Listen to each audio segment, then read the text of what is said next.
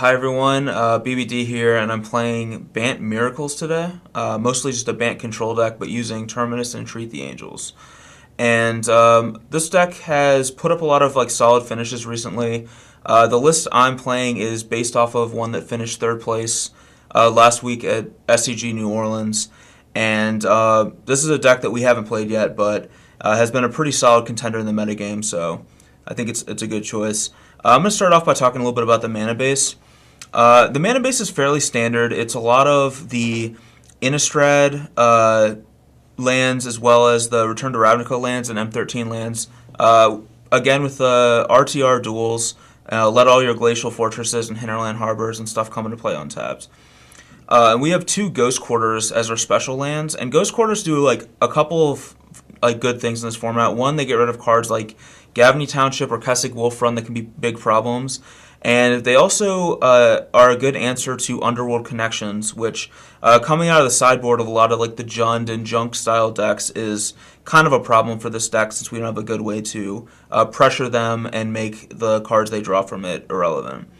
We also have 4 Farseek. Farseek is a great way to search up Temple Gardens and Hallowed Fountains, and it also ramps us, which is pretty important when we're playing a lot of Planeswalkers and cards that are pretty expensive but powerful.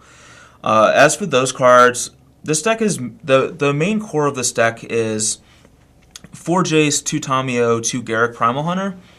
These are kind of the bread and butter of the deck, and right now is just a great time to be playing Planeswalkers.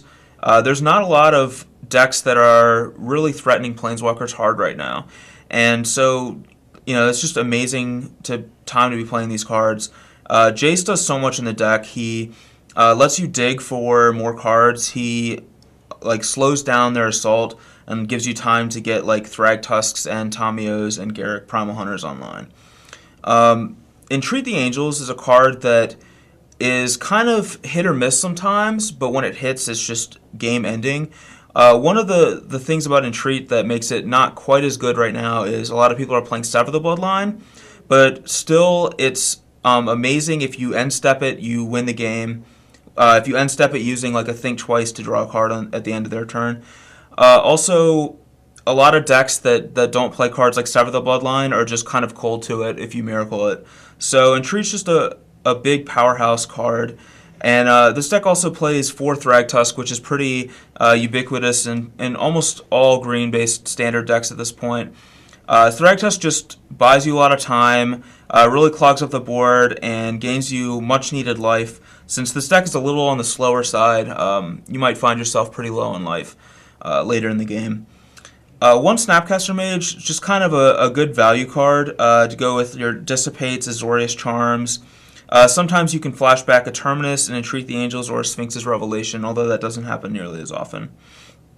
As for our removal, the main thing is 4 Terminus, and Terminus is just the best Wrath effect for the most part because it puts everything on the bottom of the library, which is so relevant against the creatures from decks like Zombies, but it's also relevant against any of the decks that play Angel of Serenity, because if you just play a Supreme Verdict, they can unbury all rights to their Angel and get back all their guys again.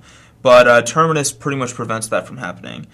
The reason for 2 Detention Sphere and 1 Oblivion Ring instead of just 3 Detention Sphere is Oblivion Ring can hit other Detention Spheres, whereas Detention Sphere can't.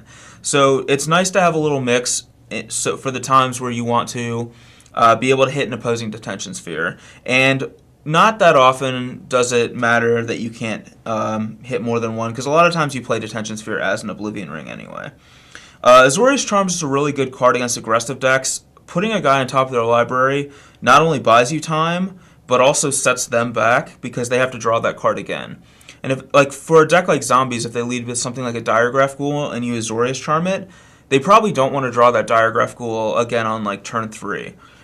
Because at that point, they want to be playing better cards, and it's just kind of sit in their hand and not be that relevant.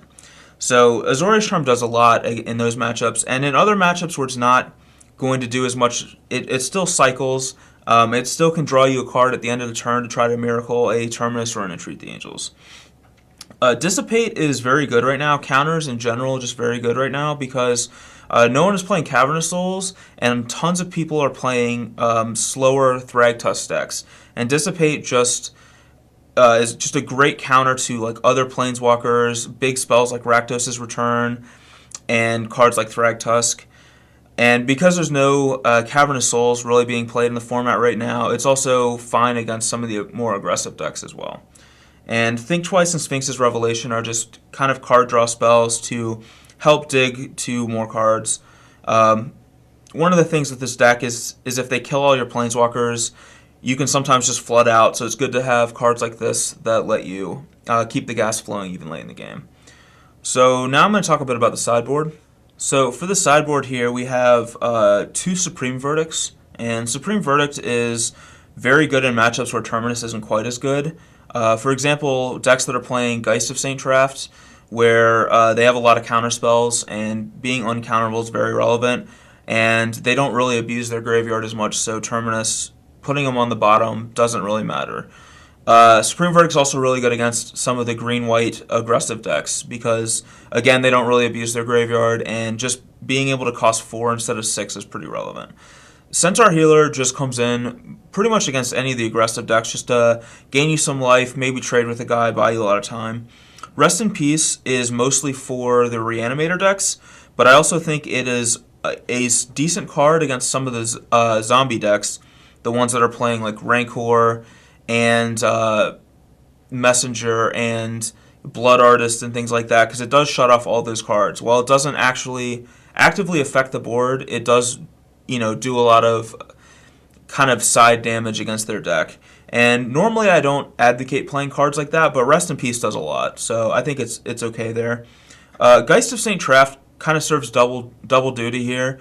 Very good against any other control deck at just pressuring them and pressuring their Planeswalkers, but it's also very good against other Geist decks, just serving as a 3-mana removal spell for their Geist of St. Traft, which could otherwise be a big problem for you. Another Sphinx's Revelation just comes in some of the more grindier matchups, like some of the mid-range decks and the like, where you just want to... games are going to go pretty long, and you're going to want to draw a lot of cards off of it. Ray of Revelation is a card that I think is very underrated right now, because it really just kills a lot of problem cards in the format, such as like Detention Spheres, Oblivion Rings, Intangible Virtues, but also certain, like a lot of the Geist decks are starting to play cards like Spectral Flight. It can also hit like Underworld Connections. There's just a lot of things that Ray of Revelation does in this format. And then the Negate and the Dissipate just come in matchups where you want a couple extra counter spells, which again are generally the slower and more grindier matchups.